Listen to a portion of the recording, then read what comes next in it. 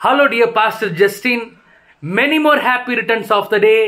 கர்த்தர் இன்னும் இந்த புதிய ஆண்டிலிருந்து கர்த்தர் இன்னும் உங்களை ஆசீர்வதிப்பார், உங்களை பெருக செய்வார், உங்களுக்கு தீர்க்காயுசியம் சுகத்தையும் பலத்தையும் கர்த்தர் கொடுத்து இன்னும் உங்களை கர்த்தர் ஊழியத்தில் பல ஆயிரக்கணக்கான ஜனங்களை உங்கள் மூலமாக கர்த்தர் சந்திப்பார்.